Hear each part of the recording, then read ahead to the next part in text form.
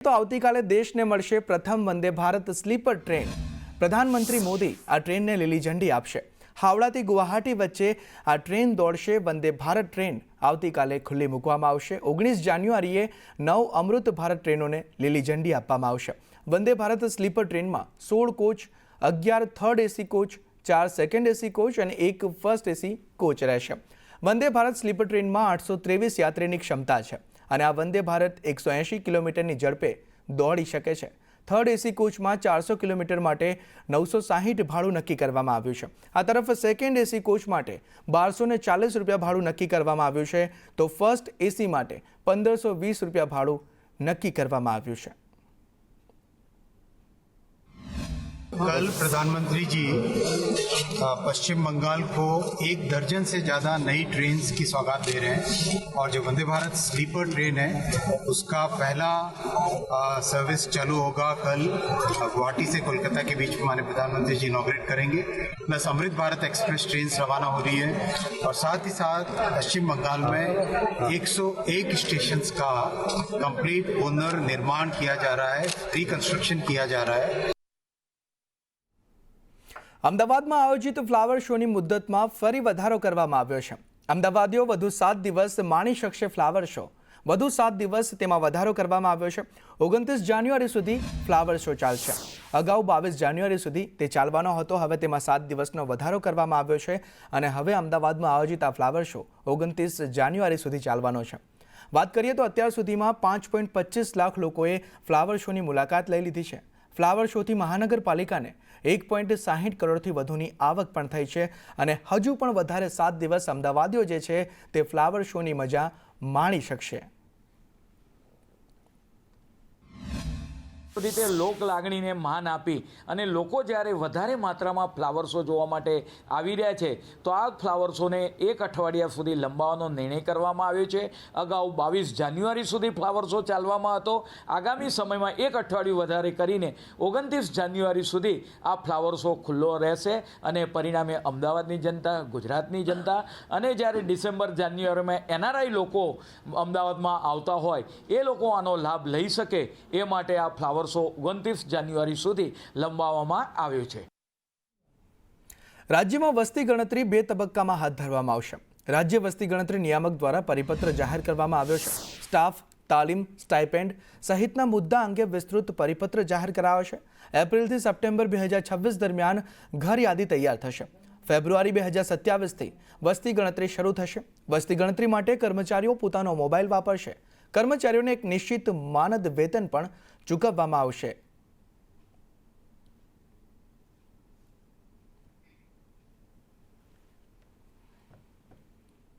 મહારાષ્ટ્રમાં ભાજપના ઐતિહાસિક વિજયના સમાચાર મળતા જ સમગ્ર ગુજરાતમાં જશ્નનો માહોલ જોવા મળી રહ્યો છે। ગાંધીનગર સ્થિત પ્રદેશ ભાજપ કાર્યાલય કમલમ ખાતે પ્રદેશ મહામંત્રી અજય બ્રહ્મભટ્ટની ઉપસ્થિતિમાં ઢોલ, નગારા અને ફટાકડા સાથે જીતને વધાવવામાં આવી હતી। બીજી તરફ અમદાવાદના ખાનપુર ભાજપ કાર્યાલય ખાતે પણ ધારાસભ્યો અને હોદ્દેદારોએ ફટાકડા ફોડી એકબીજાને મોઢું મીઠું કરાવીને વિજયોત્સવ મનાવ્યો હતો। સુરતની વાત કરીએ તો સુરતના ઉધના વિસ્તારમાં આવેલા ભાજપ કાર્યાલયમાં સુરત ભાજપ પ્રમુખ અને કાર્યકર્તાઓએ આતશબાજી કરી હતી। આ તરફ રાજકોટમાં પણ 25 વર્ષ બાદ આર્થિક પાટનગર મુંબઈમાં ભાજપનો ભગવો લહેરાતા શહેર અને ગ્રામ્ય વિસ્તારના કાર્યકરો રસ્તા પર ઉતરી આવ્યા હતા અને ઉજવણી તેમના દ્વારા પણ કરવામાં આવી હતી। ધારાસભ્યોના અગ્રણીઓની હાજરીમાં રાજકોટ ભાજપ કાર્યાલયે ભવ્ય ઉજવણી કરવામાં આવી હતી। સમગ્ર ગુજરાતમાં આજે મહારાષ્ટ્રની જીતનો થનગનાટ જોવા મળી રહ્યો છે અને કાર્યકરોમાં એક નવો આત્મવિશ્વાસ જોવા મળી રહ્યો છે।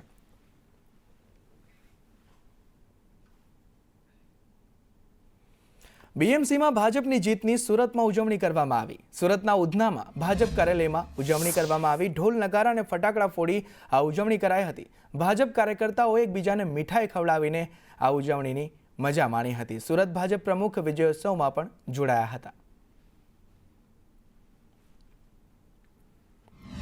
उत्साह है भारतीय जनता पार्टी कार्यकर्ताओं के सौ प्रथमवार मुंबई अंदर भाजपनु राज आ बहु मोटी बात है।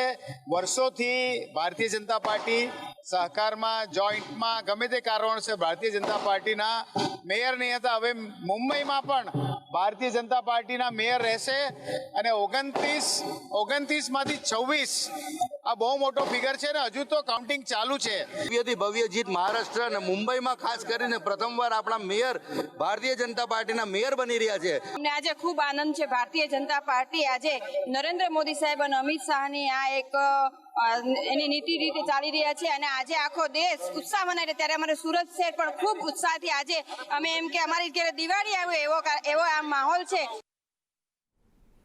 રાજ્ય સરકારની કેબિનેટ બેઠક યોજાઈ. પ્રવક્તા મંત્રી જીતુ વાઘાણીએ નિવેદન કરતા કહ્યું છે કે પીએમ મોદીએ સોમનાથની મુલાકાત લીધી. સોમનાથમાં સ્વાભિમાન પર્વ યોજાયું. સોમનાથમાં શૌર્ય યાત્રા યોજવામાં આવી અને 1 વર્ષ સુધી દેશમાં સ્વાભિમાન યાત્રા ઉજવાશે તેવું નિવેદન પણ જીતુ વાઘાણી દ્વારા આપવામાં આવ્યું છે.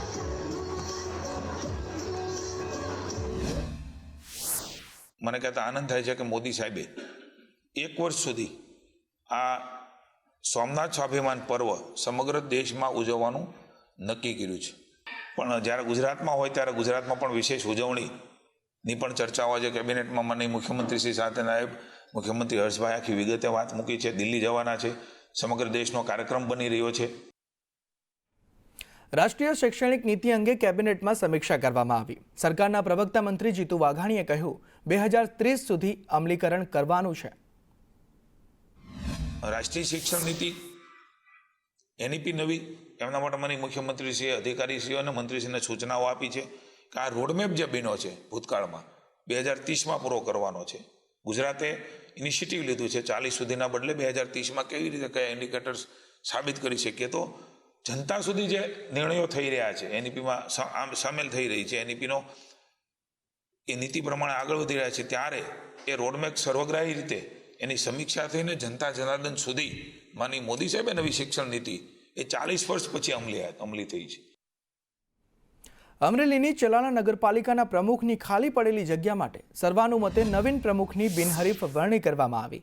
પાલિકામાં આંતરિક વિવાદને લઈ પ્રમુખ નૈનાવાળા સામે અવિશ્વાસની દરખાસ્ત આવતા તેઓએ રાજીનામું ધરી દીધું હતું. પ્રમુખની ખાલી પડેલી જગ્યાની પૂર્તિ માટે આજે એકમાત્ર ઉમેદવાર ભૂમિબેન વાળાનું નામ આવતા તેઓને પાલિકા પ્રમુખ જાહેર કરવામાં આવ્યા હતા. ભારતીય જનતા પાર્ટીએ જે મને જવાબદારી સોંપી છે એની ઉપર ખૂબ ખૂબ આભાર. બધા સભ્યોએ બિનહરીફ કરી એને માટે ખૂબ ખૂબ આભાર. ધારાસભ્ય એને મારે ખૂબ ખૂબ આભાર. અને જે મને વિકાસના કાર્યો અટક્યા છે એ બધું કરી અને ગામનું વિકાસ થાય એ માટે હું કાર્યરત રહીશ. આજે નગરપાલિકાની ચૂંટણી પ્રમુખ પદની હતી. એમાં નગરપાલિકાને અમારા પ્રમુખ તરીકે ભૂમિબેન જયરાજભાઈ વાળાનું પાર્ટીએ જ્યારે પસંદ કર્યું છે ત્યારે બિનહરીફ જાહેર થયા છે. ચલાલા શહેરનો ખૂબ જ વિકાસ થાય એના માટે અમારા 24 સભ્યો મહેનત કરી રહ્યા છે અને બધા કરશે એવી દાન મહારાજને પ્રાર્થના કરી. ચલાલા શહેરનો સર્વાંગી વિકાસ થાય, છેવાડાના લોકો સુધી ભારતીય જનતા પાર્ટીની સરકારની યોજનાઓના લાભ પહોંચે એ માટે આખી ટીમ સાથે ધારાસભ્યશ્રીના માર્ગદર્શનમાં વધારેમાં વધારે કામ થઈ શકે એ માટે અમારી આખી ટીમ પ્રયત્નશીલ રહેશે. જૂનાગઢ તાલુકામાં વિકાસના કામોના નામે જે ભ્રષ્ટાચારના ખેલ ચાલી રહ્યા છે તેનો હવે પર્દાફાશ થયો છે. નવાઈની વાત એ છે કે આ વખતે વિપક્ષ નહીં પણ ભાજપના જ ધારાસભ્ય અને તાલુકા સદસ્યોએ પોતાની જ સરકારના ભ્રષ્ટ અધિકારીઓ સામે બ્યુગલ ફૂંક્યું છે. ભાજપના સદસ્ય પ્રવીણ સોલંકી અને સરપંચ એસોસિએશને મુખ્યમંત્રી સુધી પુરાવા સાથે ફરિયાદ કરી છે. લાંચ અને ટકાવારીના ચક્રવ્યૂહમાં સરકારી નાણાંની જે રીતે લૂંટ ચાલી રહી છે, જૂનાગઢ તાલુકા પંચાયતમાં સરકારી તિજોરી પર તરાપ મારતા ભ્રષ્ટ અધિકારીઓના પાપનો ઘડો હવે છલકાયો છે. ચોકી ગામમાં એલઈડી લાઇટના કામ માટે 1 લાખથી વધુનું બિલ વસૂલી લેવાયું છે, પરંતુ સ્થળ પર એક પણ લાઇટ જોવા નથી મળી. ભાંડો ફૂટી જવાની બીકે 5 મહિના પછી અધિકારીઓએ ઉતાવળે કાગળ પર કામ પૂર્ણ બતાવવા દસ્તાવેજોમાં છેકછાક કરી મોટો ગુનો આચર્યો છે. ભ્રષ્ટાચારની આ તબાઈ અહીં જ નથી અટકતી. મોટી મોરમના કામોમાં તો સીધી 20% ટકાવારી નક્કી હોવાના આક્ષેપ કરવામાં આવ્યા છે. ભાજપના જ સભ્યોએ હવે મુખ્યમંત્રીને અલ્ટિમેટમ આપ્યું છે કે જો ભ્રષ્ટ બાબુઓને સસ્પેન્ડ કરી ફોજદારી ગુનો દાખલ નહીં કરવામાં આવે તો આગામી ચૂંટણીઓમાં સત્તાધારી પક્ષે જનતાના ભારે રોષનો સામનો કરવો પડશે. 2022થી લઈ અને 2025 સુધીમાં આ નવા ટીડીઓ જે જૂનાગઢ તાલુકાના ડૉક્ટર રાજેન્દ્ર ઠાકોર જ્યારથી આ તાલુકાના ટીડીઓ તરીકે આવ્યા ત્યારથી બેફામ ભ્રષ્ટાચાર ખુલ્લેઆમ વહીવટો લે છે અને ચોકી ગામની અંદર લીજ પીટમાં મૃત ખાતામાં પૈસા નાખવા, મનરેગામાં બહુ ખોટી સહીઓ કરવી, સરપંચ અને ટીડીઓ સાથે મળી અને બેફામ ભ્રષ્ટાચાર કરવા, મેં આની અનેક ફરિયાદો કરી. એટલે ત્યાં પણ વહીવટ થાય છે. આમાં નિયામક જાડેજા સાહેબ છે, એ પણ આ ભ્રષ્ટાચારમાં સામેલ છે. આજે આ 5 વર્ષની અંદર જુનાગઢ તાલુકા પંચાયતના અધિકારીઓનો એટલો ત્રાસ વધી ગયો છે, એની કોઈ સત્ર સીમા નથી. જે અધિકારી પાસે જાવ ત્યાં ટકાવારી. સરપંચ જો ટકાવારી જ દેતો રહ્યો તો ગામનો વિકાસ કેવી રીતે થશે? 1 લાખ રૂપિયાના કામમાં 30,000 રૂપિયા અમારા તાલુકા પંચાયતના ડેલે પુગોતા વપરાઈ જાય છે. તો કેવી રીતે અમારે ગામના વિકાસ કરવા? અધિકારીઓની મિલીભગતને કારણે અમારે એક પણ કામ કરવામાં નથી આવતા. પૈસા ન દેવામાં આવે તો ફાઇલો રોકવામાં આવે, હેરાન કરવામાં આવે. મહેસાણા ડીડીઓએ કડીમાં ઓચિંતી મુલાકાત લીધી. ઇન્દ્રાળ અને કરણનગર ગામની ડીડીઓએ ઓચિંતી મુલાકાત લીધી. ડીડીઓએ ડાયાબિટીસ પીડિત બાળકોની મુલાકાત લીધી હતી અને ડીડીઓએ બાળકો સાથે અભ્યાસ અંગે પણ ચર્ચા કરી. ઇન્દ્રાળના ખેડૂતોની દૂષિત પાણી મામલે રજૂઆત જોવા મળી. કરણનગર મેરા આદરેજમાં ડોક્ટર પાળાબા માંગ કરવામાં આવી છે અને નાની કડીમાં પ્રાથમિક આરોગ્ય કેન્દ્ર બનાવવા પણ લોકો દ્વારા ડીડીઓને રજૂઆત કરવામાં આવી છે.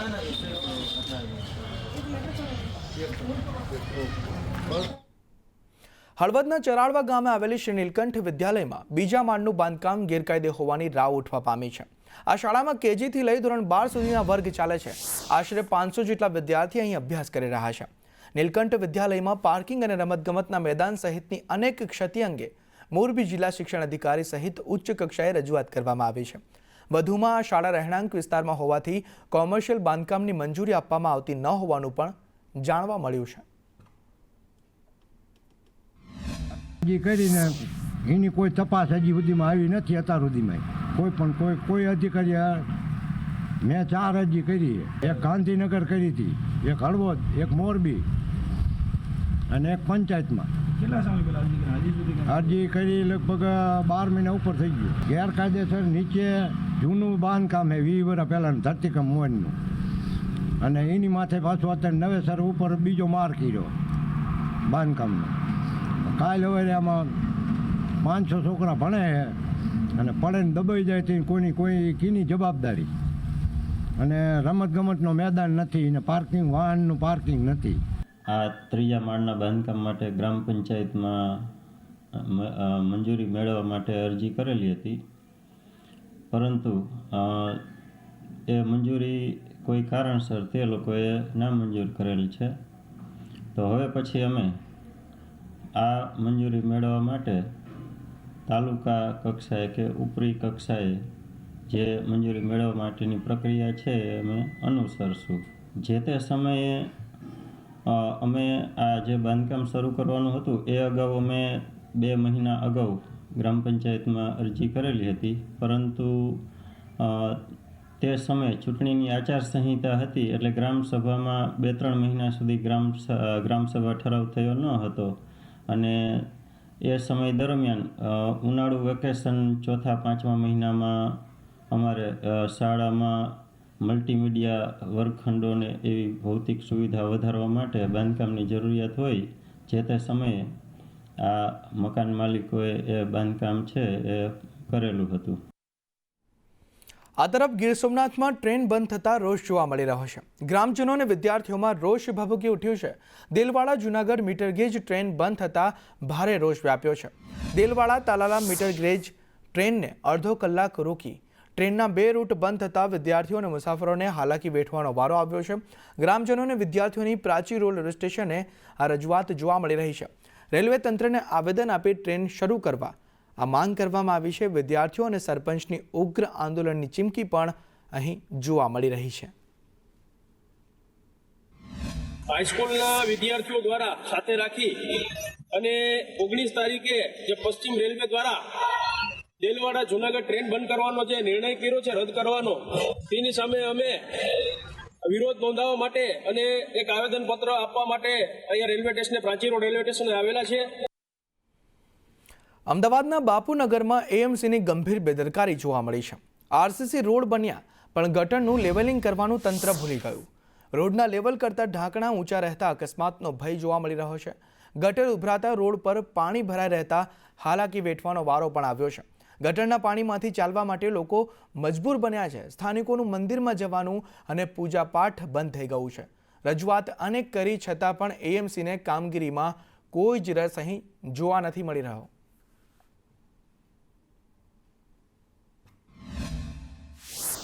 જે કામ છે ને એ અત્યારે કામ તો ચાલુ જ છે અને 3 મહિના પહેલા એમને ફરિયાદ મળી હતી.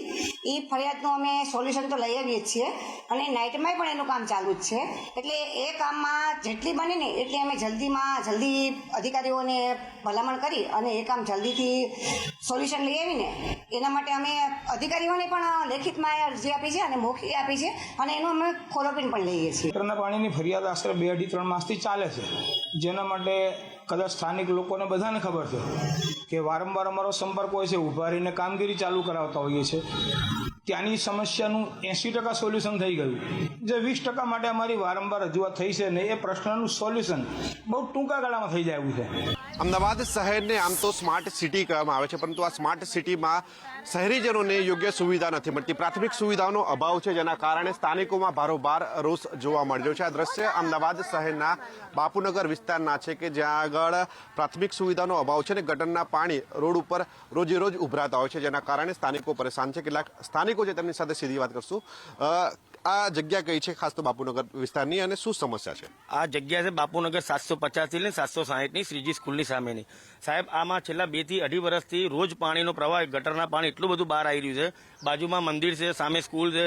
અમારે જ્યારે બી સવારે બહાર નીકળવું હોય તો સ્કૂલે જવું હોય, છોકરાઓને મૂકવા, તો બી ગટરના પાણીમાં થઈને જ બહાર નીકળવાનું. આનું વારંવાર અરજી કરવા છતાં કોઈ નિરાકરણ આવતું નથી. ઓકે, તમે શું કહેશો, શું કારણ છે? ખાસ તો નવો રોડ બનેલો છે, આરસીસી રોડ, તેમ છતાં પણ પાણી ભરાય છે ગટરના, શું કારણ છે? આનું સાહેબ કોર્પોરેશનની અણઘડ નીતિ છે. તમે આરસીસી રોડ બનાવો તો એનું લેવલિંગ જોયો. તમે આગળનો રોડ ઊંચો છે, આ નીચો રોડ બનાવી દીધો. હવે તમે કદાચ તમારા કેમેરામેન બતાવે, આ લોકો કેચપીટ લેવલે હોવી જોઈએ, તો કેચપીટ 2-2 ફૂટ ઊંચી અહીંયા બનાવી રાખી છે, જેથી કરીને એક્સિડન્ટ થાય છે, લોકો હોય તો પડી જાય છે. એની પરિસ્થિતિ અહીંયા નિર્માણ કરી છે આ લોકોએ. બા, શું કહેશો તમે? ખાસ કરીને ભજન બંધ થઈ ગયા છે અહીંયા, મંદિરમાં જવાનું બંધ, શું કારણ? દર્શન કરવાનું બંધ થઈ ગયું છે સાહેબ. અમારું નીકળવાનું બંધ થઈ ગયું. ઘર આગળ પાણી ભરાય છે, કેટલી ગંધ મારે છે, છોકરાઓ પાણીમાં ગંદામાં થઈને ચાલે છે. એટલી એ પરિસ્થિતિ અમારી છે સાહેબ. રોગ થઈ જાય. ભજન કરી શકો બા તમે? ના, ભજન નો જ કરી શકીએ ને, જવાતું જ નથી ભજનમાં. કઈ રીતે ભજન કરી? અંબેમાના મંદિર સુધી પાણી ભર્યું છે, છોકરાઓ મારા બીમાર પડ્યા છે. અત્યારે તમે જોવા આવો ઘરે. કેટલા સમયથી તકલીફ છે? આ તો 5 વર્ષથી અમે રહેવા આવ્યા ને ત્યારનું છે. 5 વર્ષથી એમાં ખરાબ પાણી આવે છે. પીવાનું પાણી આવે ને એમાં ગંદુ પાણી આવે, ગટરનું આવે છે. પાણી ભરીને તો તંત્રને શું કહેવા માંગો છો? એટલે અમે કહીએ હવે સારું એને કરવું પડે ને, સારું કરવું પડે ને એમ. તો બધા છોકરા બીમાર પડ્યા છે. નાના છોકરાઓ છે, શું કરવાનું હવે સાહેબ? બિલકુલ, વર્ષોથી બાપુનગરના હાઉસિંગ બોર્ડના જે મકાનો છે ત્યાં આ પ્રકારની સ્થિતિનું સર્જન થયું છે. અનેક વખત સ્થાનિકોએ રજૂઆત કરી છે, સ્થાનિક કોર્પોરેટરે રજૂઆત કરી છે, તેમ છતાં પણ તેનું યોગ્ય નિરાકરણ નથી આવ્યું. ત્યારે સ્થાનિકો ઈચ્છી રહ્યા છે કે હવે કોર્પોરેશનની ચૂંટણી નજીક છે, તેવામાં એવા કોઈ યોગ્ય ઉમેદવાર ચૂંટાઈને આવે કે જે આ લોકોની વર્ષો જૂની સમસ્યા છે તેનું નિરાકરણ લાવી શકે. કેમેરા પર્સન કુંતલ મહેતા સાથે પ્રતિક જાદવ, સંદેશ ન્યૂઝ, અમદાવાદ. આ તરફ સુરતમાં રહેણાંક વિસ્તારમાં કોમર્શિયલ એક્ટિવિટી વરાછાની ગંગેશ્વર સોસાયટીમાં તંત્રએ કાર્યવાહી કરી છે. દુકાન, ગોડાઉન, નર્સરીને સીલ મારી દેવામાં આવ્યું છે. સ્થાનિક લોકોએ ફરિયાદ કરી હતી. નર્સરીને મંજૂરી આપવા પર સવાલો ઉઠ્યા છે. ગેરકાયદે નર્સરીને મંજૂરી કોણે આપી? શિક્ષણ અધિકારી ક્યારે કાર્યવાહી કરશે? આવા અનેક સવાલો અહીં જોવા મળી રહ્યા છે.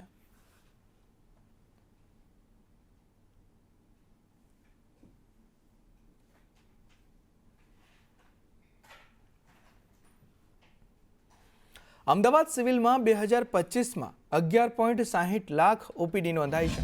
2025માં સિવિલમાં 54,000થી વધુ ઓપરેશન થયા છે. 34 લાખથી વધુ લેબ ટેસ્ટ કરવામાં આવ્યા છે અને અંદાજે 3.98 લાખ એક્સરે કરવામાં આવ્યા છે અને 24,000 સીટી સ્કેન કરવામાં આવ્યા છે. અમદાવાદ સિવિલમાં આ આંકડાઓ જે છે તે વર્ષ 2025ના છે. સમગ્ર વર્ષ દરમિયાન આટલી અહીંયા પ્રવૃત્તિઓ કરવામાં આવી છે તેના આંકડાઓ છે. તેમાં ઓપીડીની વાત કરીએ તો 11.60 લાખ ઓપીડી અમદાવાદ સિવિલમાં વર્ષ 2025માં નોંધાઈ છે.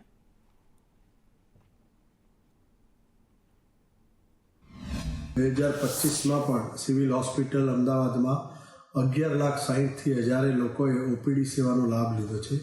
1 લાખથી વધારે લોકો દાખલ થયા.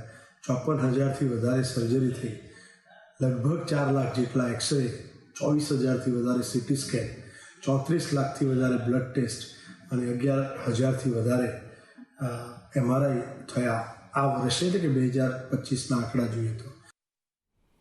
આ તરફ ટાઇફોઇડના કેસ સતત વધી રહ્યા છે, તેને લઈ એએમસીએ કાર્યવાહી કરી છે. 2 દિવસમાં 16 પાણીપુરી લારીઓ જપ્ત કરવામાં આવી છે. બિન આરોગ્યપ્રદ પાણીપુરીની જે લારીઓ હતી તેને જપ્ત કરવામાં આવી છે. અખાદ્ય પદાર્થોનો પણ એએમસી દ્વારા નાશ કરવામાં આવી રહ્યો છે. અને આ 2 દિવસની વાત કરીએ તો આ 2 દિવસ દરમિયાન 16 લારીઓને જપ્ત કરી લેવામાં આવી છે, જે પાણીપુરીની લારીઓ છે, કેમ કે તંત્ર હવે સફાળું જાગ્યું છે. દિવસે ને દિવસે ટાઇફોઇડના કેસમાં સતત વધારો થઈ રહ્યો છે અને તેના કારણે તંત્ર જે છે તે એક્શનમાં આવી ગયું છે અને જેટલો પણ અખાદ્ય જથ્થો છે તેનો નાશ તંત્ર દ્વારા કરવામાં આવી રહ્યો છે અને 2 દિવસમાં 16 લારીઓ જપ્ત કરી લીધી છે.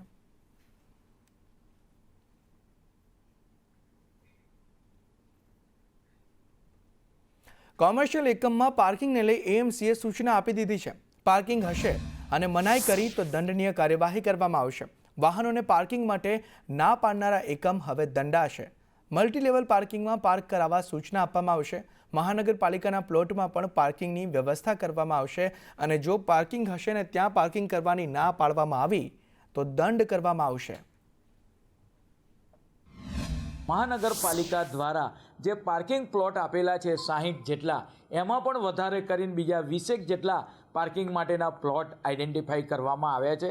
પરંતુ કેટલીક જગ્યાએ કોમર્શિયલ એકમોની અંદર જે વાત કરીએ કે બહારના આઉટસાઇડ વ્હીકલને અંદર આવવા દેતા નથી, અંદર જગ્યા હોવા છતાં, એ બાબતે ધ્યાન પર આવી છે. પરિણામે આવનાર સમયગાળા દરમિયાન એ લોકોને પાર્કિંગ અંદરના ભાગમાં કરવા દેવામાં આવે કોમર્શિયલ યુનિટ, એ માટે મહાનગરપાલિકા દ્વારા આવનાર સમયગાળા દરમિયાન એના માટે પણ એક્શન લેવામાં આવશે. આ તરફ અમદાવાદમાં જગન્નાથ મંદિર વિસ્તારમાંથી દબાણો દૂર કરવામાં આવશે. મંદિરની આસપાસ મોટી સંખ્યામાં ફેરિયાઓ બેસે છે. મંદિર આસપાસના તમામ ફેરિયાઓને હટાવશે મહાનગરપાલિકા. પ્રખ્યાત જગન્નાથ મંદિર કે જે વાત કરીએ કે એના નિજ મંદિરે લોકો સહેલાઈથી જઈ શકે એ રસ્તો એ ક્લિયર કરવામાં આવશે. ત્યાં રહેલા છૂટક કામચલાઉ દબાણો એને દૂર કરવામાં આવશે, જેથી જગન્નાથજીના દર્શન સહેલાઈથી ભક્તજનો કરી શકે. સુરતની કરીએ તો સુરતના ઓલપાડમાં ખંડણીખોર પત્રકારો ઝડપાયા છે. ઓલપાડના તેના ગામે 2 તોડબાજ પત્રકાર ઝડપવામાં આવ્યા છે. વિડીયો વાયરલ કરવાની ધમકી આપીને ખંડણી માંગી હતી. આ બંને પત્રકારોએ ગુજરાત અસ્મિતાના નામે સોશિયલ મીડિયા પેજ ચલાવતા હતા અને ફરિયાદીને ધાક ધમકી આપીને ₹10,000 પણ પડાવી લીધા હતા. સચિન પટેલ અને સુભાષ પટેલ અને યજ્ઞેશ પટેલ સામે ગુનો દાખલ કરવામાં આવ્યો છે. સુભાષ અને યજ્ઞેશ પટેલની ધરપકડ કરવામાં આવી છે અને સચિન પટેલને વોન્ટેડ જાહેર કરાયો છે. સચિન પટેલ સામે ખંડણી સહિતના ગુનાઓ પણ નોંધાયેલા છે. આ ગુનાનો જે મુખ્ય સૂત્રધાર જે છે સચિન પટેલ, જે ગુજરાત અસ્મિતાના અગાઉના તંત્રી હતા અને હાલમાં તંત્રી તરીકે સુભાષભાઈનું નામ એમણે ચડાવી દીધેલ છે. પરંતુ આ ગુનામાં સુભાષભાઈ પટેલ તથા યજ્ઞેશભાઈ પટેલની પોલીસે ધરપકડ કરેલ છે અને સચિન પટેલ જે છે તે હાલ વોન્ટેડ છે. સચિન પટેલ વિરુદ્ધ આ જ પ્રકારના ગુના અઠવા પોલીસ સ્ટેશન ખાતે તથા અડાજણ પોસ્ટે ખાતે અગાઉ પણ દાખલ થયેલ છે અને પોલીસે સચિન પટેલની ધરપકડ કરવા માટે હાલ તપાસ તજવીજ હાથ ધરેલ છે. આ તરફ બોટાદના પાળિયાદમાં વ્યક્તિની લાશ મળી આવી છે. જોગી ડુંગરો વિસ્તારમાંથી આ લાશ મળવાની ઘટના બની છે. મૃતકની ઓળખ રાજુ ધોળકિયા તરીકે થઈ છે. લાશને પીએમ અર્થે હોસ્પિટલ ખસેડવામાં આવી છે અને પાળિયાદ પોલીસે આ મુદ્દે વધુ તપાસ પણ હાથ ધરી છે. વાત પાટણની કરીએ તો પાટણના સમીમાં અસામાજિક તત્વોનો આતંક જોવા મળ્યો છે. પૈસાની લેવડ દેવડમાં છાપરા અને રિક્ષામાં આગ લગાવી દીધી. ઓછીના પૈસા પરત ન આપતા આતંક મચાવી દીધો અસામાજિક તત્વોએ. પાટણની આ ઘટના છે. પોલીસે ઇમરાન ઉર્ફે મોન્ટી સૈયદની ધરપકડ કરી છે. પોલીસે એક આરોપીને ઝડપીને તેનું રિકન્સ્ટ્રક્શન કર્યું છે. ઇમરાન ઉર્ફે ઓઝો સૈયદ પોલીસ પકડથી દૂર છે.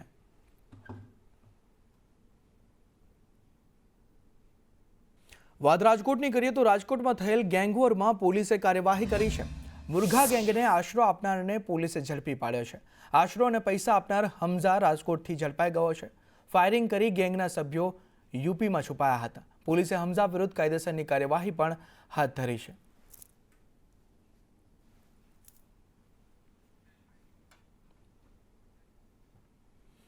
કોસ્ટગાર્ડે પકડેલી પાકિસ્તાની બોટ મામલે ગુનો દાખલ કરવામાં આવ્યો છે. કોસ્ટગાર્ડે જખો બંદર નજીકથી પાકિસ્તાની બોટ પકડી હતી. બોટમાં કુલ 9 ક્રૂ મેમ્બર સવાર હતા. એજન્સીઓ દ્વારા બોટને પોરબંદર લાવવામાં આવી.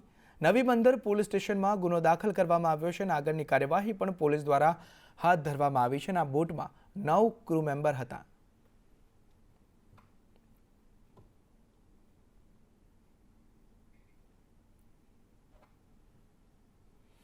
આ તરફ ગાંધીધામની મંગળ તુલસી સોસાયટીમાં ચોરીની ઘટના બની છે. સોસાયટીના 4 બંધ મકાનમાંથી 2.95 લાખની ચોરી કરવામાં આવી છે. મકાન માલિક લગ્ન પ્રસંગમાં બહાર ગયા હતા અને ઘરમાં ચોરી થઈ ગઈ છે.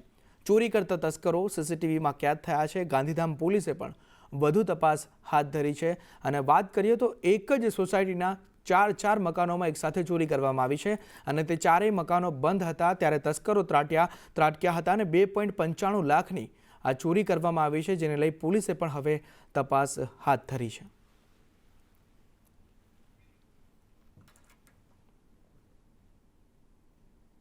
હળવદના સાપકળામાં શ્રમિકે આપઘાત કરી લીધો છે. ખેત મજૂરી કરતા યુવાને ઝેરી દવા ગટગટાવીને પોતાનું જીવન ટૂંકાવ્યું છે. 18 વર્ષીય યુવાનનું સારવાર દરમિયાન મોત નીપજ્યું. તેના મૃતદેહને પીએમ અર્થે હોસ્પિટલ ખસેડવામાં આવ્યો છે.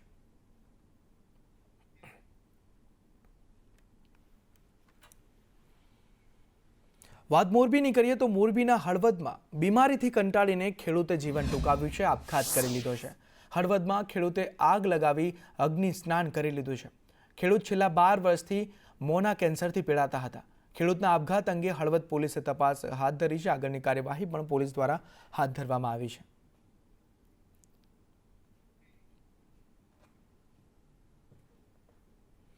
વાત પાલનપુરની કરીએ તો પાલનપુરના ટોકરિયા ગામે વીજ કરંટથી ખેડૂતનું મોત નીપજ્યું. ખેતરમાં લગાવેલા તારને ભૂલથી અડગી જતા ખેડૂતને કરંટ લાગ્યો.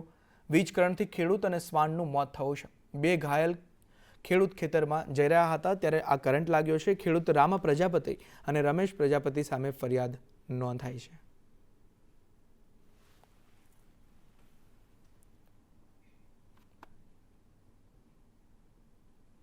કોડીનારના રોણાજમાં શેરડીના ખેતરમાં આગ લાગવાની ઘટના બની. અંદાજે 3 વીઘામાં શેરડીનો પાક બળીને ખાખ થયો.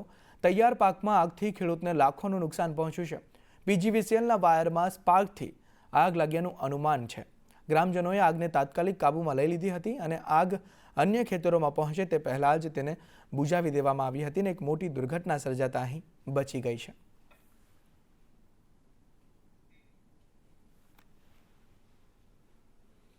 સુરતમાં સરકારી અનાજ બારોબાર વેચવાનું કૌભાંડ સામે આવ્યું છે. ટ્રેનમાંથી સરકારી અનાજ ચોરવામાં આવ્યું.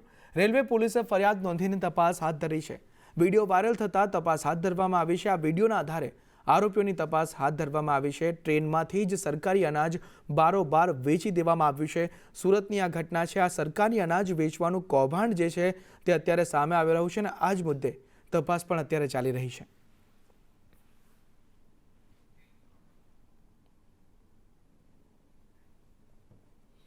જેતપુરમાં સ્માર્ટ મીટરના નામે વેપારીઓ સાથે જાણે કોઈ ખેલ ખેલાયો હોય તેવો ઘાટ સર્જાયો છે. ટેક્સટાઇલ માર્કેટમાં વેપારીઓની જાણ બહાર જૂના મીટર ઉખેડીને સ્માર્ટ મીટર લગાવી દેવામાં આવતા વેપારીઓમાં રોષ જોવા મળી રહ્યો છે. પીજીવીસીએલના અધિકારીઓ અને કોન્ટ્રાક્ટરોની મનસ્વી કામગીરી સામે હવે જેતપુર ચેમ્બર ઓફ કોમર્સ મેદાનમાં આવ્યું છે. પીજીવીસીએલ દ્વારા આશરે 30થી વધુ દુકાનોમાં સંમતિ વિના સ્માર્ટ મીટર ફિટ કરી દેવાયા છે. વેપારીઓને આ વાતની જાણ પણ છેક 15 દિવસ બાદ થઈ હતી. વેપારીઓનો આક્ષેપ છે કે આ નવા મીટર લાગ્યા બાદ વીજ બિલમાં મોટો વધારો થઈ ગયો છે. મજબૂરીમાં મુકાયેલા વેપારીઓએ હવે જૂના મીટર ફરીથી લગાવી આપવાની માંગ સાથે તંત્ર સામે બાયો ચડાવી છે. સમગ્ર વિવાદ પર પીજીવીસીએલના કાર્યપાલક ઇજનેર ડીકે જેઠવાએ કહ્યું કે સંમતિ વગર મીટર લગાવવાની ફરિયાદ મળી છે અને જવાબદાર કોન્ટ્રાક્ટરને નોટિસ ફટકારવામાં આવશે. જોકે તેમણે સ્પષ્ટ શબ્દોમાં જણાવી દીધું છે કે જૂના મીટર હવે ફરીથી લગાવવા શક્ય નથી, પણ વેપારીઓના સંતોષ માટે ચેક મીટર મૂકી સરખામણી કરવામાં આવશે. જૂના સ્માર્ટ મીટરમાં ફેર એ પડે છે કે સ્માર્ટ મીટર ઇન્સ્ટોલ થયા પછી એ લોકો 6-8 મહિના લગી બિલ નથી આપતા અને બિલ આવે છે તો એનો સરેરાશ જેટલા યુનિટ હોય પાછલા એ પ્રમાણે એ લોકો બિલ આપે છે. એટલે બિલ પણ ખૂબ જ મોટા પ્રમાણમાં આવે છે. 2-3 ગણું બિલ આવે છે અને ઘણા પ્રશ્નો છે એમાં સ્માર્ટ બિલમાં. હજી ઘણા એના પ્રશ્નોનું નિવારણ આવ્યું નથી.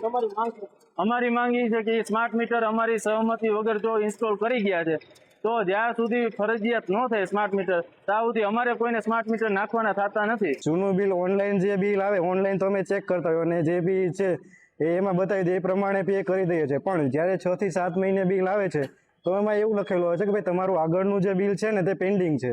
જોકે અમે તો પે કરી જ દીધેલું હોય છે. તો એથી કરીને 6 થી 7 મહિને જ્યારે બિલ આવે છે તો 8,000, 9,000, 10,000 એવી રીતે વધારીને આવે છે.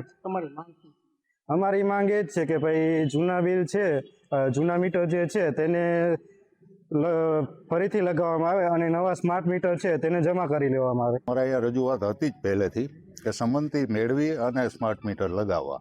સ્માર્ટ મીટર ફરજિયાત નથી, સરકાર તરફથી એવી કોઈ સૂચના નથી કે આને ફરજિયાત લગાવવા. તો સંમતિ મેળવવા પછી જ લગાવવા. આ મીટર બદલાવ્યા છે એ સંમતિ મેળવા વગર બદલાવ્યા છે, એને પાછા જૂના મીટર અપાવવા જોઈએ. આપની શું માંગ છે કે જૂના મીટર પાછા લગાવવા જોઈએ? અમારા કોન્ટ્રાક્ટર જે લેબર છે અહીંયા કામ કરે છે એને હું રૂબરૂ બોલાવી અને આ અંગે સખત શબ્દોમાં સૂચના આપીશ કે આ બાબતે તાકેદારી રાખે. બીજી વસ્તુ, આ અંગે હું કોન્ટ્રાક્ટરને નિયમ મુજબ એમની વિરુદ્ધ પગલાં લેવા માટેની નોટિસ આપીશ.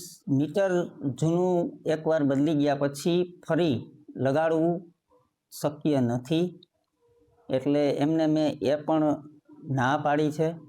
જેતપુર શહેરના નવાગઢ વિસ્તારમાં આવેલ ટેક્સટાઇલ માર્કેટની અંદર પીજીવીસીએલ દ્વારા સ્માર્ટ મીટર વેપારીઓની જાણ બહાર તેઓને ખબર પણ નથી અને સ્માર્ટ મીટર ફિટ કરી ગયા. તેને કારણે તેને વેપારીઓ અત્યારે ચેમ્બર ઓફ કોમર્સની આગેવાનીમાં અહીંયા એક આવેદનપત્ર આપવા માટે આવેલા હતા. વેપારીઓ છે તે ઇજનેરને રજૂઆત કરી. ઇજનેર પોતે એમ કહે છે કે મને આ બાબતની કોઈ જાણ જ નથી. આ જ્યારે ક્યારે ફિટ કરી ગયા ત્યારે આ બાબતે તેઓ સાવ અજાણ છે. એટલે જે કોન્ટ્રાક્ટર છે તે પીજીવીસીએલ કચેરીને પણ જાણ કરતું નથી અને એવી જ રીતે પોતાના મનસુફીની રીતે અને જે આ સ્માર્ટ મીટર છે તે ફિટ કરી ગયા છે. આ સ્માર્ટ મીટર ફિટ કરી ગયા તો હવે તેનું શું કરવાનું તે વેપારીઓની માંગ છે. હિતેશ રાઠોડ, સંદેશ ન્યૂઝ, જેતપુર. આ તરફ ધોરાજીના હળમતિયા ગામે કેનાલના સમારકામની કામગીરી ચાલી રહી હોવાથી ખેડૂતોને ભારે હાલાકીનો સામનો કરવો પડ્યો છે. સિંચાઈના પાણી ખેતરમાંથી બહાર રેલાશે તો ફોજદારી કાર્યવાહી કરવામાં આવશે તેવી અધિકારીઓની ચીમકીને પગલે ખેડૂતોમાં ભારોભાર રોષ પ્રવર્તી રહ્યો છે. કેનાલનું સમારકામ ઉનાળામાં કરવાને બદલે અત્યારે કરી રહ્યા છે. છતી કેનાલે ખેડૂતોને બોર કે કૂવામાંથી પાણી લઈ ખેતી કરવી પડે છે. કેનાલના પાણીનો લાભ મળતો જ નથી તેવી વ્યથા ખેડૂતોએ ઠાલવી હતી અને હળમતિયા ભાદર એક કેનાલ નજીક એકત્રિત થઈને રામધૂન બોલાવીને ખેડૂતોએ પોતાનો વિરોધ નોંધાવ્યો છે. સરકારશ્રીના જે અધિકારી નિમેલા છે એમની અણધડક આવડતને હિસાબે કેનાલ રિપેર નથી થઈ. જે નવી કુંડીઓ બની છે એની અંદર એકદમ ભ્રષ્ટાચાર થયો છે. સરકારશ્રીને બદનામ કરવાની એકદમ એ લોકોએ નેમ લીધી હોય, જે અધિકારી કે જે કોન્ટ્રાક્ટર હોય એની એવી રીતના એકદમ કામ ચાલ્યું છે. અને અત્યારે જે ખેડૂતોને પાક વાવેતર છે એ પાક ઉપર આવી ગયું છે તો એમને પાણી વારવાની પણ એ લોકો ના પાડે છે. તો ખેડૂતે કરવાનું શું? ચોમાસાની અંદર માવઠા અને મોસમને હિસાબે પાક ખરાબ થયો છે. અત્યારે જે ચાળુ પાક છે એમાંથી એમને એમની રોજીરોટી ચાલે એના માટે મહેનત કરી રહ્યા છે.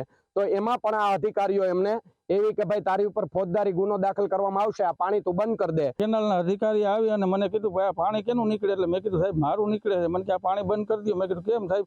મારે મોલને પાણી તો પાવું પડે ને. તો અમે કેનાલ રિપેર કરવા આવ્યા અને જો બંધ નહીં કરે તો તારી માટે ફોજદારીનો ગુનો બનશે. એટલે મેં કીધું સાહેબ મારો કાંઈ વાંક છે? એટલે એ લોકોએ ફોટા પાડી અને એ લોકોએ એમ કીધું તારી માટે ફોજદારીનો ગુનો બનશે.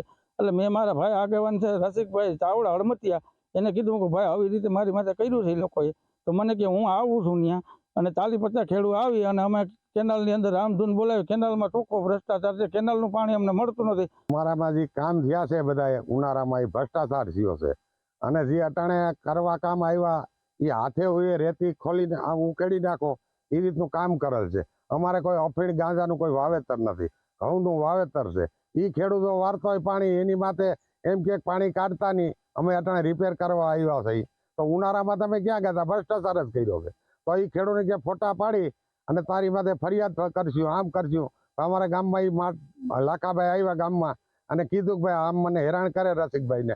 તો આમ બધા 65 માણસ આવી અને કેનાલમાં રામધૂન બોલાવી અને સરકારને કીધું ભાઈ આનું અમારું ધ્યાન દો, એટલી અમારી નર્મ વિનંતી. આ તરફ મહેસાણાના ખેરાલુ તાલુકાનું પાંછા ગામ આજે આખા રાજ્યમાં ચર્ચાનું કેન્દ્ર બન્યું છે. દારૂના દૂષણને જળમૂળથી ઉખેડી ફેંકવા માટે ગામ લોકોએ જે દેશી ઇલાજ શોધ્યો છે તે જાણીને ભલભલા બુટલેગરો અને દારૂડિયાઓનો હોશ ઉડી જશે. દારૂના કારણે ઘરના દીવા સમાન યુવાનોના મોત થતાં ગ્રામજનોએ હવે કાયદો હાથમાં લેવાને બદલે ગામની શિસ્ત માટે એક અનોખું પાંજરું તૈયાર કર્યું છે. રાત્રિ ગ્રામસભામાં એક સુરે ઐતિહાસિક નિર્ણય લેવામાં આવ્યો છે. આ ગામમાં હવે દારૂ પીવા, વેચવા કે ગાળવા પર સંપૂર્ણ પ્રતિબંધ છે. જો કોઈ વ્યક્તિ દારૂ પીધેલી હાલતમાં ગામમાં ફરતો પકડાશે તો તેને સબક શીખડાવવા માટે ગામની મધ્યમાં ખાસ લોખંડનું પાંજરું બનાવવામાં આવશે. ગુનેગારને 12 કલાક સુધી આ પાંજરામાં પૂરી રાખવામાં આવશે, જેથી તેને જોઈને આખી જનતા તેને પિટકાર આપી શકે. ત્યારબાદ જ તેને પોલીસને હવાલે કરવામાં આવશે. નોંધનીય છે કે આ પાંજરું બનાવવા માટેનો ખર્ચ પણ ગ્રામજનોએ સ્વૈચ્છિક ફાળા દ્વારા એકત્ર કર્યો છે. આ નિર્ણય પાછળ એક કરુણ ગાથા છુપાયેલી છે. ગામમાં અગાઉ દારૂના લતે 2-3 યુવાનોના અકાળે મોત નીપજ્યા હતા, જેને કારણે સરપંચ સહિતના વડીલોએ આકરો ઠરાવ પસાર કર્યો છે. માત્ર વ્યસન મુક્તિ જ નહીં પણ વિકાસ ક્ષેત્રે પણ પાંછા ગામ ઉદાહરણ પૂરું પાડી રહ્યું છે. ગામમાં હવે 24 કલાક પાણી મળી રહે તે માટે મીટર પ્રથા દાખલ કરાઈ છે. આમ શિસ્ત અને વિકાસના સમન્વય સાથે પાંછા ગામ આજે સમગ્ર પંથકમાં ચકચાર જગાવી રહ્યું છે. ગામ સભા કરી અને દારૂબંધીનો સખત શબ્દોમાં વિરોધ કર્યો. બધા લોકોએ એક સાથે સૂર પુરાવ્યો અને કોઈ પણ ભોગે ગામમાં કોઈ પણ વ્યક્તિ જો દારૂ ગાળતો હોય તો એના પર પણ રેડ કરી અને એ બંધ કરાવવો, અને કોઈ દારૂ પીને ગામમાં ફરતો હોય તો એના માટે ગ્રામ પંચાયતની બાજુમાં એક કોટડી બનાવવાની, જેમાં એને 24 કલાક પૂરી રાખવાનો અને પછી પોલીસને જાણ કરી અને પોલીસને સુપરત કરવાનો. હવે કોઈ દારૂ પીવા નહીં, દારૂ ગાળા નહીં, દારૂ વેચા નહીં, બહારનો પીવા નહીં, એનું ફૂલ અમલીકરણ કરવું અને કાયદો કડક બનાવવો. ભાવનગરના આંગણે આજે વિકાસ અને સેવાનો ત્રિવેણી સંગમ રચાયો હતો. મુખ્યમંત્રી ભૂપેન્દ્ર પટેલે આજે ગોહિલવાડની ધરતી પરથી કરોડો રૂપિયાના વિકાસ કામોની ભેટ આપી છે. પરંતુ સૌથી વધુ ચર્ચા મુખ્યમંત્રીની એ મીઠી ધમકીની થઈ રહી છે, જે તેમણે સ્ટેજ પરથી કોન્ટ્રાક્ટરોને આપી હતી. ભ્રષ્ટાચાર કે કામમાં નબળી ગુણવત્તા સામે સીએમએ લાલ આંખ કરી છે. પોતાના સંબોધનમાં મુખ્યમંત્રીએ સ્પષ્ટ શબ્દોમાં કોન્ટ્રાક્ટરોને ચેતવણી આપી હતી કે વિકાસના કામોમાં કોઈપણ પ્રકારનું કોમ્પ્રોમાઇઝ ચલાવી લેવામાં આવશે નહીં. ત્યારબાદ સામાજિક અધિકારિકતા શિબિરમાં મુખ્યમંત્રીના હસ્તે 1016 જેટલા દિવ્યાંગજનોને સાધન સહાય અર્પણ કરવામાં આવી હતી. આ સાથે ભાવનગર મહાનગરપાલિકા દ્વારા રાજ્ય સરકારની વિવિધ ગ્રાન્ટ હેઠળ કુલ રૂપિયા 155 કરોડના ખર્ચે તૈયાર થનારા રોડ, ડ્રેનેજ, પાણી અને આરોગ્ય સહિતના 23 વિકાસ કામોનું ખાતમુહૂર્ત અને લોકાર્પણ પણ કરવામાં આવ્યું હતું. અને સ્ટેન્ડિંગ ચેરમેન એવું કહેતા હતા કે ભાઈ 1400 કરોડ રૂપિયાના કામ તો અત્યારે ચાલુ છે. 1400 કરોડ રૂપિયાના કામ ભાવનગરના ઇતિહાસમાં કદાચ પહેલી વખત આટલા કામો, ને હજુ કઈ કામ બાકી હોય તો લિસ્ટ વાર તમે મોકલાવો, અમે પૂરા કરી આપીએ. પણ જે કામ થાય એનું ક્વોલિટી જળવાવી જોઈએ.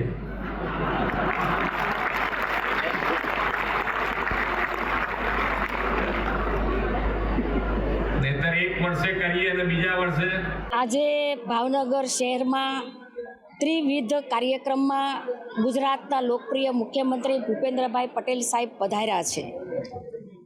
મહાનગરપાલિકાના 156 કરોડના વિકાસના લોકાર્પણને ખાતમુહૂર્તોના કાર્યક્રમમાં મુખ્યમંત્રી સાહેબ સહભાગી બન્યા છે.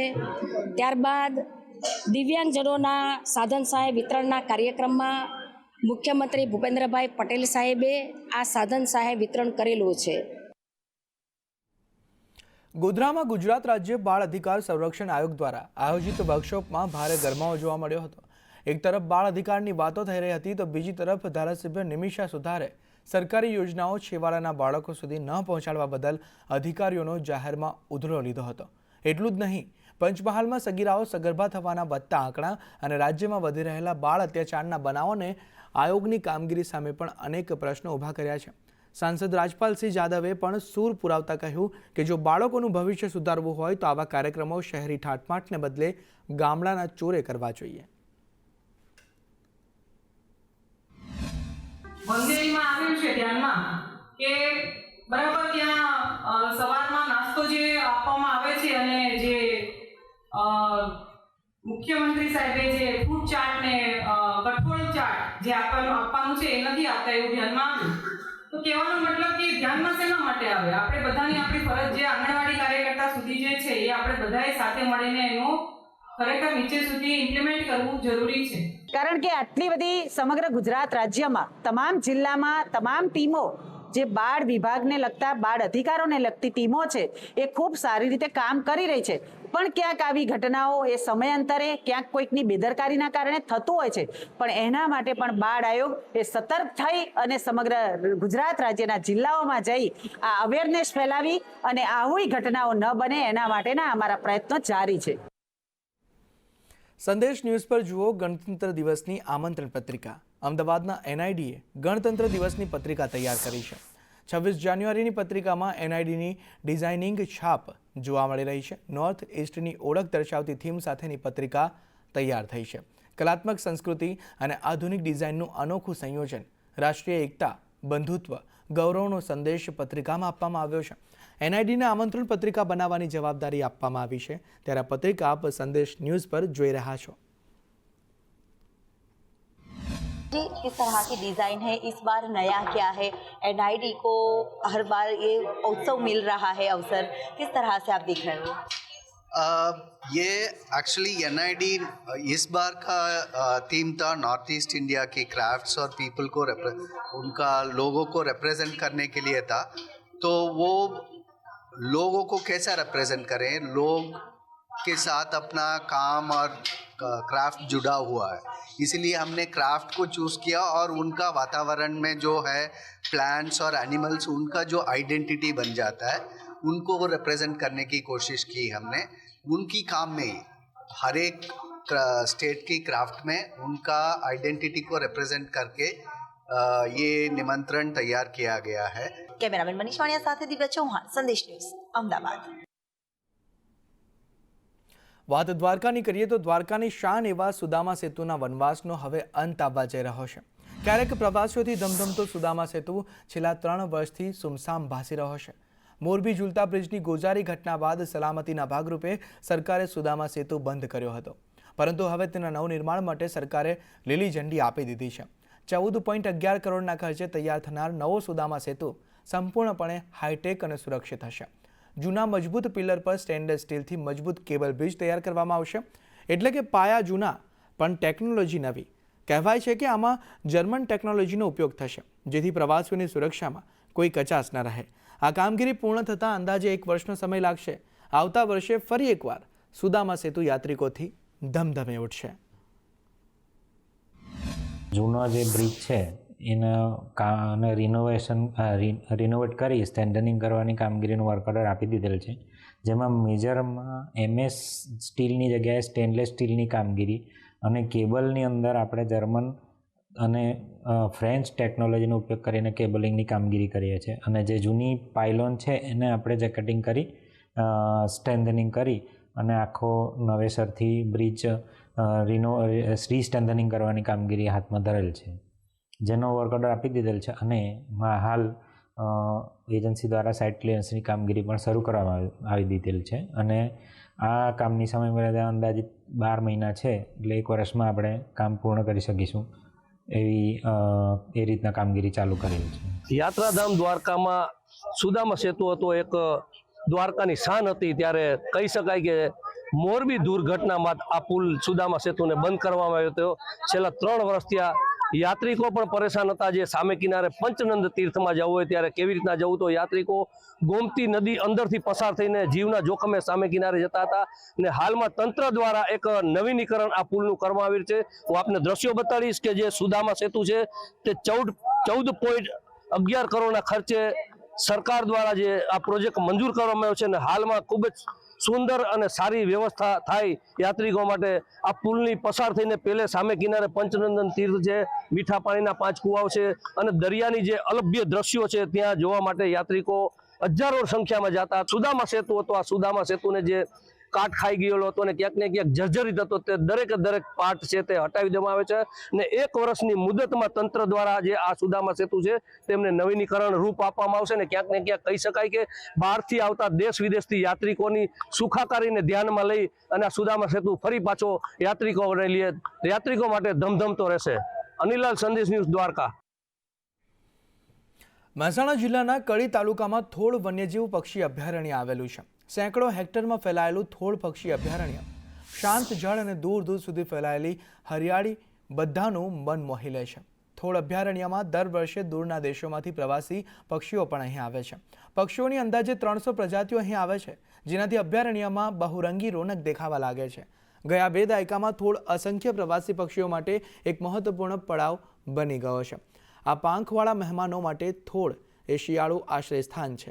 પ્રકૃતિ સાથે જોડાવાની ઈચ્છા રાખનારાઓ માટે શ્રેષ્ઠ સ્થાન થોળ બની ગયું છે. અભયારણ્યમાં અમને જોવાલાયક બધી વસ્તુ સરસ લાગી, જેમ કે દેશ વિદેશના પક્ષીઓ, અહીંનું વાતાવરણ શાંત, અભયારણ્ય બધું સરસ છે. જોવાલાયક પરિવારમાં બેસ્ટ જગ્યા છે.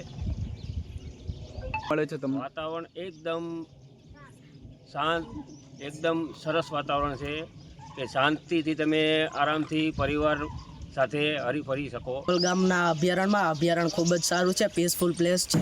અહીંયા ઘણા બહારથી માઇગ્રેટરી બર્ડ્સ પણ આવે છે અને તમે અહીંયા ફોટા પાડવા માટે પણ અહીંયા ખૂબ જ સારી જગ્યા છે. શહેરના પ્રદૂષણ કરતાં અહીંયા ખૂબ જ સારું વાતાવરણ અને પીસફુલ જગ્યા છે. મારું નામ સાહિલ રાવલિયા છે અને જુનાગઢથી હું આવું છું.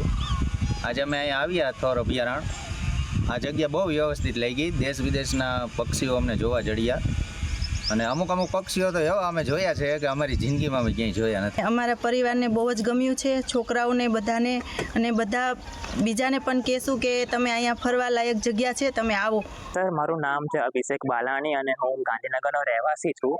અને આજે થોરની આપણે આ મજા લીધી છે, એટલે દેશ વિદેશના પક્ષીઓ આવે છે.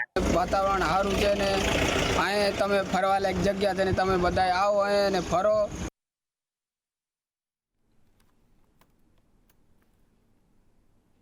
પ્રકૃતિ પ્રેમીઓ માટે શ્રેષ્ઠ સ્થાન થોળ બની ગયું છે. પક્ષીઓના કલરવથી થોળ ગુંજી ઉઠ્યું છે. દૂર દૂરથી પ્રવાસીઓ અહીં આવતા હોય છે. દરરોજ અહીં પ્રવાસીઓનો ભારે ધસારો પણ જોવા મળે છે. યાયાવર પક્ષીઓની સંખ્યામાં મોટો વધારો અહીં થયો છે. અવનવા રંગબેરંગી પક્ષીઓ અહીં જોવા મળે છે અને પ્રકૃતિ પ્રેમીઓ માટે થોળ જે છે તે ખૂબ જ સુંદર જગ્યા છે, કેમ કે લોકો અહીં દૂર દૂરથી આવીને નયનરમ્ય નજારો જે છે તેની મજા માણે છે. કડીમાં આ થોળ આવેલું છે, જે પક્ષીઓ માટે એક સ્થળ બની ચૂક્યું છે.